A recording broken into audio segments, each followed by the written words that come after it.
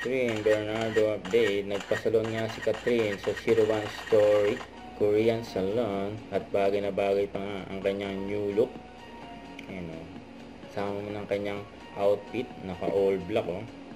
Bagay na bagay sa kanyang new look. Mukhang paghahanda niya yan sa kanyang moving A Very Good Girl. Mga promo gaya ng mall show at mga guesting sa mga TV show. Ayan pa, may picture din si Catherine sa may-ari ng 01 Story. Yung nakarang araw may nagpa-picture pa si Catherine na bata. Ayan, abangan din bukas na 11 AM For Real Me ni Catherine Bernardo. And during Bali, Indonesia vacation, kasama ni Catherine si DJ at mga kaibigan niya, siyempre. Tingnan, kulit pa nga ng tingin ni Catherine kay Katrina.